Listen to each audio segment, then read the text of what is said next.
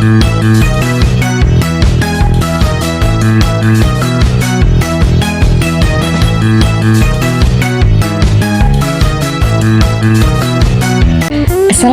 warahmatullahi wabarakatuh. Bismillahirrahmanirrahim. Hamdan wa syukranillah, salatan wa salaman ala rasulillah, amma ba'd.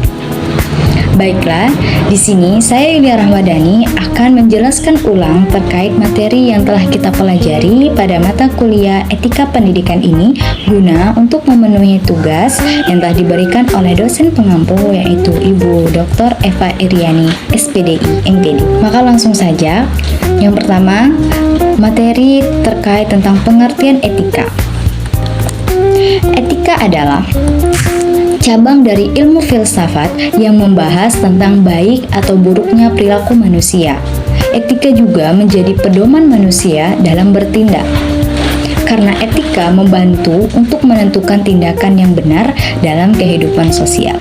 Secara umum, etika berkaitan dengan norma, prinsip, dan aturan moral yang dijadikan sebagai dasar dalam bertindak untuk kehidupan manusia sehari-hari. Maka, adapun keterkaitan antara etika dan moralitas. Etika bersifat teori dan membahas tentang prinsip baik atau buruknya dari tindakan tersebut. Sedangkan moralitas yaitu bersifat praktik, dipraktikkan dan terlihat dalam perilaku keseharian dari manusia tersebut. Baiklah, materi yang kedua yaitu tentang makna kebebasan. Maka adapun pengertian dari kebebasan adalah kemampuan manusia untuk menentukan pilihannya sendiri. Karena manusia dapat bertindak berdasarkan kehendak dan pertimbangan. Tetapi, kebebasan juga harus selalu disertai dengan tanggung jawab. Bentuk-bentuk kebebasan itu ada 3. Yang pertama, bebas menentukan diri. Yang kedua, bebas dari penjajahan. Dan yang ketiga, kebebasan fisik. Yang pertama, bebas menentukan diri. Apa itu bebas menentukan diri? Bebas menentukan diri di sini adalah kemampuan dari diri seorang manusia yang berkehendak, yang melakukan secara bebas untuk menentukan arah hidupnya sendiri. Contohnya, bebas untuk menentukan pekerjaan ataupun pendidikannya. Yang kedua, yaitu bebas dari penjajahan. Bebas dari penjajahan di sini juga berarti bebas dari tekanan, penindasan, atau penguasaan dari orang lain yang menekan dari hak asasi manusia itu tersendiri. Contoh dari bebas dari penjajahan ini yaitu bebas berpendapat, bebas beragama, ataupun bebas berorganisasi. Yang ketiga, kebebasan fisik. Kebebasan fisik ini adalah di mana seorang manusia melakukan suatu gerakan atau kebebasan fisik yang tidak ada tekanan dari pihak eksternal. Contohnya, tidak ada paksaan untuk melakukan sesuatu karena dia memiliki kebebasan untuk bergerak ke sana ataupun kemari. Dengan catatan, semua bentuk kebebasan manusia ini harus disertai dengan tanggung jawab. Selanjutnya tentang suara hati. Yang pertama, pengertian dari suara hati. Apa itu suara hati?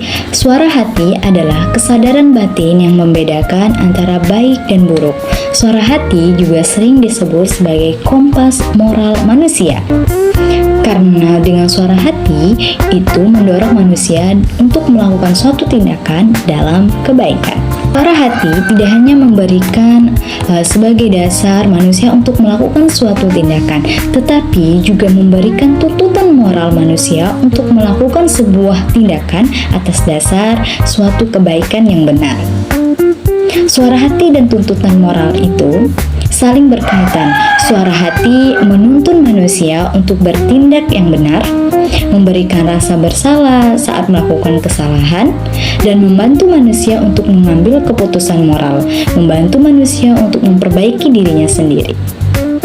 Selanjutnya, suara hati itu dapat dibina guna untuk menjadikan manusia lebih baik dan bertanggung jawab. Dengan apa? Yang pertama, bisa dilakukan dengan pembinaan moral, pengalaman hidup, pengaruh keluarga, lingkungan sosial, dan nilai agama. selanjutnya itu tentang pandangan dasar hedonisme. Hedonisme adalah pandangan bahwa tujuan hidup adalah kesenangan, di mana tindakan dianggap baik jika memberikan kenikmatan. Pandangan ini sering dikritik karena terlalu fokus pada kesenangan pribadi. Maka, adapun cara atau pengembangan etos moral. Cara manusia untuk mengembangkan etos moral guna menghindari dampak negatif dari hedonisme, yaitu dapat dilakukan dengan refleksi diri, kesadaran diri, pengendalian diri, pendidikan karakter, dan bertanggung jawab atas tindakan yang dilakukan. Baiklah, selanjutnya tentang pengembangan diri dan tanggung jawab. Dalam kehidupan manusia pasti melewati proses di mana pengembangan diri dan bagaimana manusia tersebut dapat melewati tantangan dalam hidupnya. Pengembangan diri ini terjadi ketika manusia dapat manusia berkembang melalui tantangan hidupnya, pengalaman, karena pengalaman membantu manusia untuk membentuk karakter dirinya, dan tanggung jawab menjadi bagian penting dalam pengembangan diri manusia. Penerimaan diri adalah hal penting dalam proses pengembangan diri. Karena penerimaan diri ini adalah kemampuan seorang ketika dapat menerima kelebihan dan kekurangan dirinya sendiri, membantu meningkatkan rasa percaya diri dan mendukung proses pengembangan diri. Dan yang terakhir yaitu materi terkait nilai moral. Nilai moral berkaitan dengan ajaran moral dan sanksi moral. Nilai moral adalah standar untuk menilai baik atau buruknya suatu tindakan, sedangkan ajaran moral adalah nilai-nilai yang diajarkan kepada manusia untuk bertindak dengan seharusnya. Sedangkan sanksi moral adalah konsekuensi secara sosial ataupun batin yang harus dilakukan ketika seorang manusia itu melanggar nilai moral. Contoh nilai moral adalah salah satunya kejujuran, tanggung jawab, keadilan, dan sikap peduli. Maka adapun dimensi nilai moral itu ada 3. Yang pertama, moral knowing, di mana kemampuan seseorang manusia untuk memahami nilai dan prinsip nilai moral tersebut. Yang kedua, moral feeling, di mana kemampuan seorang manusia untuk merasakan nilai moral tersebut, seperti rasa empati ataupun rasa bersalah ketika melakukan suatu tindakan yang salah. Dan yang terakhir yaitu moral acting, kemampuan manusia untuk melakukan tindakan moral itu secara nyata. Adapun kesimpulan dari materi yang saya sampaikan adalah etika menjadi pedoman dalam menentukan baik dan buruknya suatu tindakan seorang manusia.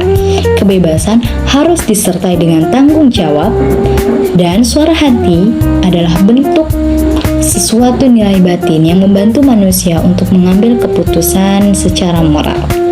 Dan nilai moral membentuk perilaku manusia dalam kehidupan. Sekian penjelasan dari saya, mohon maaf atas segala kesalahan dan kehilafan yang saya lakukan. Semoga bermanfaat. Saya akhiri, wabillahi taufiq wal hidayah, waridho wal inayah, wassalamualaikum warahmatullahi wabarakatuh.